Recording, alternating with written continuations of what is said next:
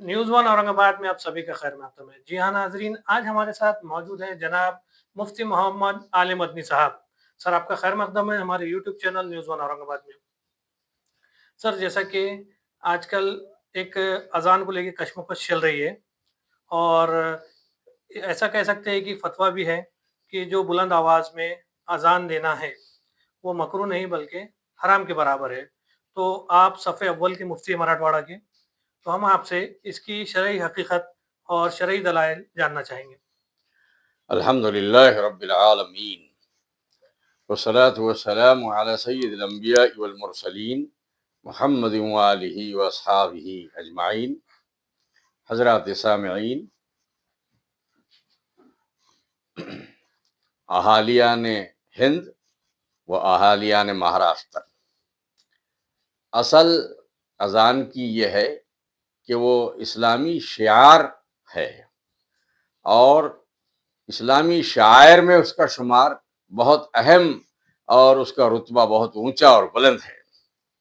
जैसे इस्लामी शिआर की 2-3 एग्जाम्पल्स और मिसालें आपके सामने बताऊं कि जैसे मसाजिद का तामीर करना, मस्जिदें बनवाना, यह इस्लामी शिआर है। इसी तरह ईदगाह बनवाना इस्लामी शिआर है। ईद की दोनों नमाजें अदा करना मैदान में, ईदगाह में जाके, यह इस्लामी शिआर है, सिंबल है, इस्लाम का सिंबल है। इसी तरह अजान भी इस्लाम का शिआर है और सिंबल है।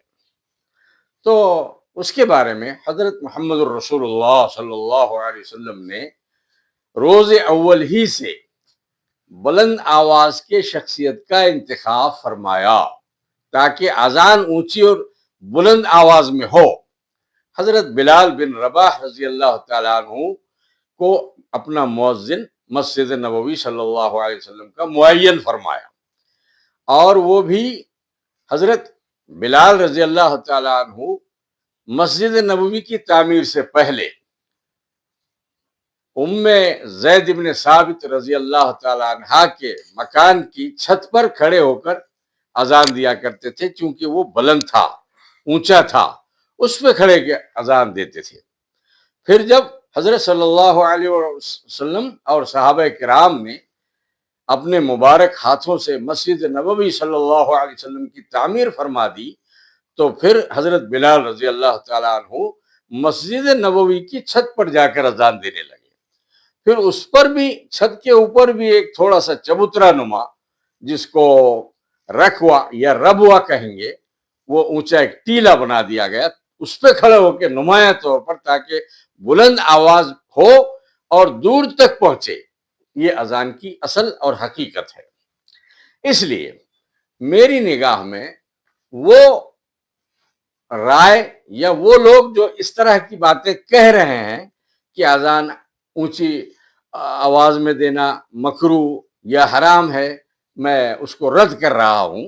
इस्लामी रूह और इस्लामी तालीमात और शिआर इस्लामी के वो खिलाफ और अगेंस्ट है।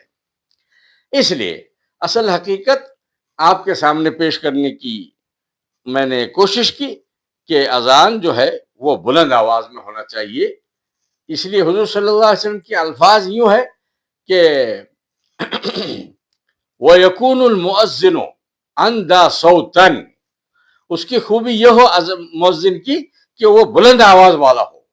अगर बुलंद आवाज पसंदीदा नहीं होती तो हुजूर सल्लल्लाहु अलैहि वसल्लम आहिस्ता से अजान देने वालों को भी मकबूल कर लेते, मुअय्यन कर लेते, मुकर्रर कर लेते।